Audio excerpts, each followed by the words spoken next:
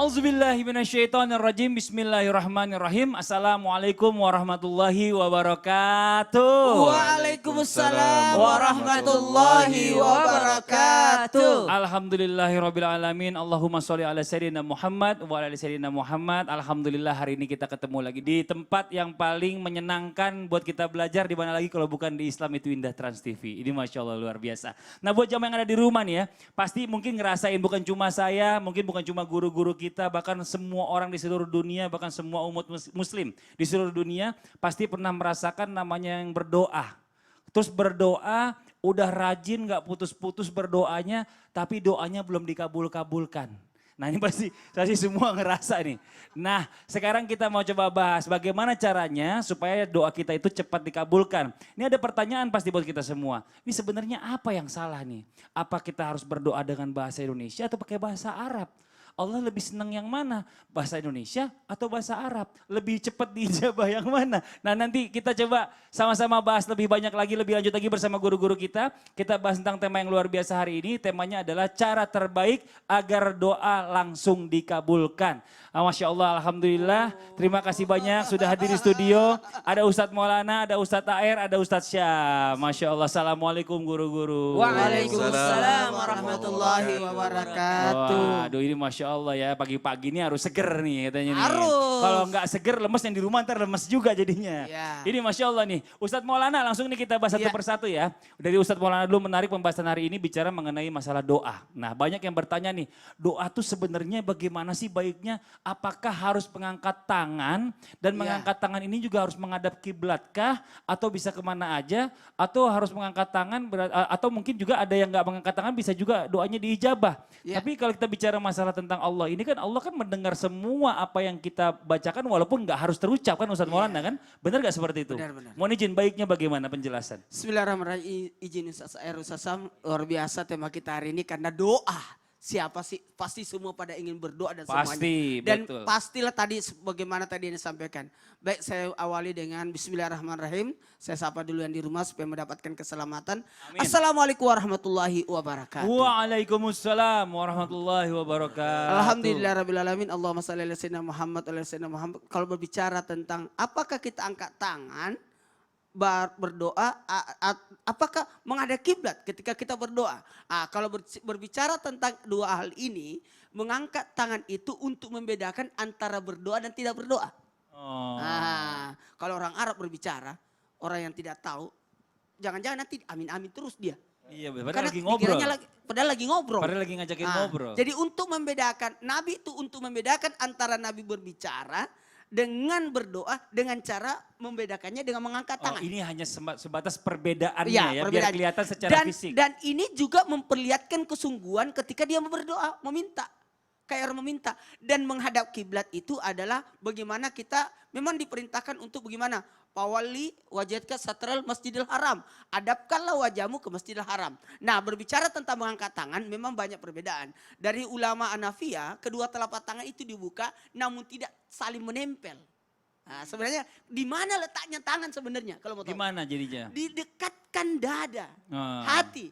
Jadi dekatkan dengan hati. Jadi kalau kita berdoa, ada yang orang berdoa, amin. Amin. Ada. Ya, saya pernah lihat. Ada yang begini, ada yang sampai ke atas juga. Ada. Cuma kalau pada posisi tangan terbuka, terangkat itu sejajar dada atau sejajar wajah atau diangkat. Nabi pernah banyak sahabat yang melihat Nabi ketika di Arafah mengangkat tangan. Apalagi ulama Safiyah telapak tangan diangkat ke langit, bahkan punggungnya dibawa. Jadi betul-betul seakan-akan mengenada. Dan ada kalanya berdoa itu tangannya dibalik. Ketika sesuatu untuk menolak bala dan sebagainya. Jadi pengangkat tangan itu adalah bentuk aplikasi bagaimana kita untuk memperlihatkan kesungguhan. Kemudian apa lagi? Ulama Hanabila berpendapat kedua tangan ditempelkan. Jadi ada juga yang tadi begini ada ditempelkan. Ditempelkan seakan-akan mengenada atau menada sesuatu yang jatuh dari langit berupa cahaya-cahaya. Seperti kita lagi menampung air menampung ya. Menampung air seperti kurang lebih seperti. Makanya biasanya Nabi SAW ketika berdoa beliau menempelkan kedua telapak tangannya dan melihat kepada kedua telapak tangannya. Jadi melihat begini. Kan banyak juga berdoa. Nah, mukanya kemana-mana. Harusnya memperlihatkan kesungguhannya jadi seperti itu. Nah, nanti mohon izin kepada semuanya, mudah-mudahan jadi pembelajaran besar buat kita bahwa kedua tangan itu diangkat sebagai apa? Penanda, sebagai penanda. Bahkan mohon izin tanpa menggurui, cuma kalau perempuan ada batasannya, tidak boleh melewati kepala. Jadi kalau perempuan jangan begini. Nggak boleh. Nah, karena ada aurat. Jadi Iya, sebaiknya iya, kalau iya. perempuan sejajar dada atau sejajar wajah. Kalau laki-laki boleh sejajar, kemudian diangkat jadi itu. Untuk memperlihatkan kesungguhannya. Makanya mohon izin kepada kita semua ini, mohon maaf kalau berbicara tentang berdoa silahkan perlihatkanlah bahwa kita betul-betul khusyuk.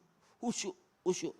Imam Nawawi menegaskan bahwa sebenarnya ada beberapa pendapat, ada yang mengangkat tangan, ada yang tidak mengangkat tangan, ada yang menempelkan. Ya, jadi ada ini yang terbuka. boleh dibilang bicara masalah tentang membedakan saja antara sedang tidak berdoa dan sedang berdoa gitu ya. Ya. Jadi orang yang lain juga tahu kalau seandainya kita lagi memimpin doa, wah dia udah angkat tangan berarti udah mulai doanya. Gitu. Mungkin jamaah yang di rumah juga suka bertanya-tanya pastinya. Sebenarnya bicara masalah doa itu yang paling tepat itu bagaimana? Bisa dikabulkan lebih cepat oleh Allah itu atau afdolnya itu doa bersama atau doa sendiri ya. Seperti video yang berikut ini. اتجاه كامل كيبان الموطع في ساكنة قيمورة الله أكبر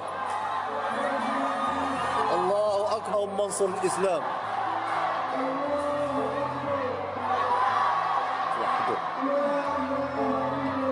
لا إله إلا الله شوف عبد العزيز شوف الناس كل شيء في الزنقة كيرد على ديك الناس كل شيء كيكبر كيردوا على هذوك اللي قالوا خصنا نغني وما مباركوني شحال من صار اسمع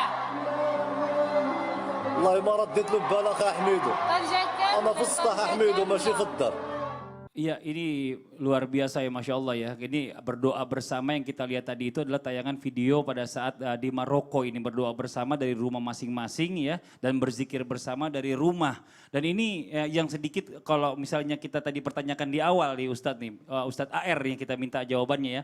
Karena kalau seandainya kita rame-rame gini kan rasanya gimana gitu ya kan. Kayaknya nikmat, kita semua minta tuh jadi mungkin air mata yang sulit jatuh jadi lebih gampang jatuh. Tapi kadang-kadang kalau kita sendiri itu agak lebih susah gitu loh. Nah ini sebenarnya lebih afdal mana sih berzikir atau bermunajat sendiri kepada Allah atau bersama-sama kita berdoa seperti tadi berjamaah. Mohon izin nih. Ya baik, bismillahirrahmanirrahim. Jadi kalau kita bicara tentang apa yang tadi kita lihat dalam suguhan video tadi, Masya Allah sebenarnya ya. Kita ternyuh melihatnya bagaimana semua kompak untuk berdoa ya kan. Terus kemudian dipimpin oleh seorang dan diaminkan oleh yang lain. Maka kita lihat dua keadaan mesti ada punya mumayyizat. Apa itu? Punya karakteristik sendiri. Nah sendiri, misalkan hajatnya sendiri-sendiri. Saya dengan Ustadz Maulana hajatnya beda. Beda, Ya kan beda, gitu beda, contohnya beda, ya beda kan. hajat udah. Itu contoh Betul, ya kan betul, gitu. betul. Nah, kemudian kalau membahasakannya juga artinya kita juga tidak sama kalau kita bareng-bareng kan gitu. Artinya gini, saat seorang melaksanakan doa dengan dia berjamaah, pertanyaannya boleh nggak? Boleh. Karena Rasulullah SAW berulang kali berdoa dengan berjamaah. Masya Allah. Hatta yura bayadha ibti, sampai terlihat putih ketiak Rasulullah saat mengangkat tangan. Tadi Ustaz Maulana bilang begitu. Dan kemudian para sahabat mengaminkan. Bukankah juga Jibril berdoa, kemudian Rasulullah mengaminkan, amin, amin, amin. 3 kali gitu ya. Setiap naik satu anak tangga, Rasulullah mengatakan amin. Nah maka saya katakan di awal tadi bahwa memang karakteristiknya yang beda-beda, mumayyizat. Ya. Jadi kalau seandainya kita berdoa dalam keadaan sendiri, bukannya tidak afdal, ada. Bukankah satu di antara 7 orang yang akan mendapatkan naungan, di hari kiamat tidak ada naungan kecuali naungan dari Allah. Salah satunya adalah seorang yang dia mengingat Allah, zakarallaha khalian, fafadat ainahu. Dia mengingat Allah sendirian, ya Rab, Engkau maha tahu tentang aibku, Engkau maha tahu tentang dosaku. Kemudian fadat ainah, menetes air matanya. Itu kan luar biasa. Betul, tapi kalau kalau kayak bisa tadi, itu. Masya Allah, ini bisa jadi mazinnatun lil istijabah. Potensi untuk diijabah kuat. Kenapa? Pada saat istisqa, pada saat Rasulullah SAW mengajak para sahabat untuk keluar meminta hujan, ya kan? Meminta hujan kepada Allah, dikerahkannya semua, bahkan hewan-hewan diajak. Hewan-hewan diajak keluar semua bersama untuk apa? Untuk berdoa kepada Allah Subhanahu wa taala. Karena yang butuh Allah, yang butuh pertolongan Allah bukan cuma kita manusia. Betul. Kayak kasus sekarang gitu ya, kalau kita lihat Mana wajah syabahnya, mana bentuk kesamaannya antara salat istisqa, artinya berdoa sama-sama, kemudian dengan tadi, sama-sama butuh dalam keadaan seperti ini, semua kena dampaknya.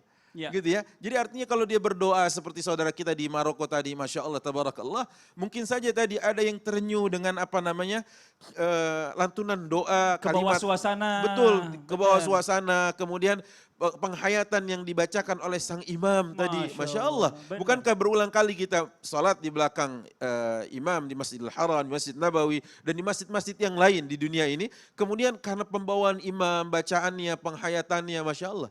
Tadi sebelum kita live, sebelum kita mulai, guru kita Ustadz Maulana bilang, anak-anak diberitahu sama abahnya, sama Ustadz Maulana. Tadi yang kita baca ini dan ini, pantas tadi kok abah terdengar terenyuh bacanya, kan begitu ya. Artinya anak-anak mungkin tidak tahu apa yang dibaca dalam hal itu, maknanya. Tapi karena pembawaan bisa jadi dia ikut suasana terbawa gitu. Makanya kalau ditanya apakah misalkan seperti itu, kita katakan masing-masing ada punya karakternya, sama seperti kita berdoa untuk diri sendiri, mungkin domirnya, kata gantinya saya atau aku, tapi kalau untuk ramai-ramai, ya itu kami atau kita, gitu kan. Itu juga mempengaruhi. Allahumma inni asbahtu minka fi afiyatin. Ini contohnya, Allahumma inna asbahna. Jadi diganti seperti diganti itu. Ya, jadi di dari na jadinya ya. Betul, jadi ada memang orang yang berdoa diaminkan oleh yang lain, tapi tetap dia baca untuk diri sendiri. Nah, itu egois namanya. Rabbik firli wali walidayya, ya orang tuanya dia aja gitu. Padahal Rabbana gfir lana wali walidina warhamhum kama rabbawna shighara. Kalau kita mau baca rame-rame kan begitu. Nah, artinya apa? Artinya juga harus disesuaikan. Seperti itu. Makanya kalau kita lihat Rasulullah SAW, para sahabat, para tabi'in, ya kalau dia berdoa di tengah keramaian, katakan begitu, pasti dhamirnya disesuaikan.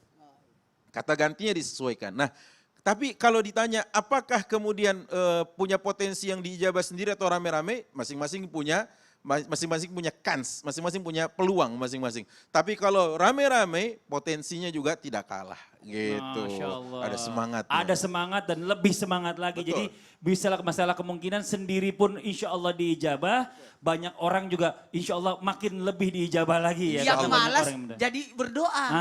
ini Masya Allah luar biasa. Betul. Dan ini makanya penjelasan dari ini tuh bagaimana? Kira-kira kalau bicara masalah tentang amin ini kadang-kadang kita ngeliat nih orang yang makin aminnya makin panjang nih berarti kebutuhannya makin mendesak gitu loh.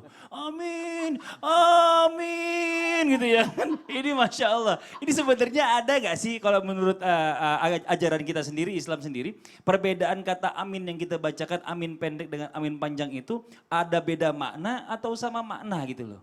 Ini yang penting penjelasannya ini nih. Bismillahirrahmanirrahim. Tabe Ustadz Maulana, Ustadz AR, Mas Fadli, jamaah yang dimuliakan Allah Subhanahu wa taala, kata amin ini sudah tidak asing lagi di telinga kita, bahkan anak kecil saja itu yang umur 2 tahun mungkin nggak bisa baca Fatihah, tapi kalau yang pertama mereka tahu itu adalah aminnya. Aminnya dulu. Ya, aminnya Ya, dulu betul. yang mereka pertama kali tahu, karena ini disebut dengan takmin atau mengaminkan, atau yang namanya kalau arti aslinya kalau amin itu artinya lah ya Allah. Secara simpel ya, secara simpel artinya adalah ya Allah kabulkanlah permintaan kami. Maka yang dibolehkan ataupun yang bacaan yang benar ketika selesai surah Al-Fatihah, karena kata baginda Nabi Muhammad SAW, siapa yang membaca amin setelah imam membaca ghairil maghdubi alaihim waladdallin, yaitu ghufira lahu ma taqaddama min dzambi, Allah ampunkan segala dosa-dosanya yang telah lalu.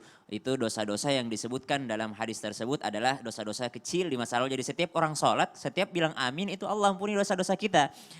Dalam kitab Fathul Bari disebutkan 2 pengucapan amin yang benar ketika orang dalam keadaan sholat. Yakni yang pertama adalah mad badal di huruf hamzanya 2 harokat. Dan min itu ya-nya itu adalah mad arid lis sukun maksimal 6 harokat. Jadi amin. Ya, jadi maksimal 6 harokat mad arid lis sukun. Ada lagi cara yang kedua yang masih dibenarkan dalam kitab Fathul Bari ini menyebutkan bahwasanya hamzahnya boleh pendek. Jadi amin. Ya, biasanya seperti itu. Amin. Ya, biasanya kalau imam-imam, karena imam kan dalam fikih juga disebutkan bahwa imam tuh jangan sampai keduluan daripada makmumnya. Iya, Jadi kita iya, yang iya. lebih cepat gitu. Lebih cepat. Ya, ghairil maghdubi alaihim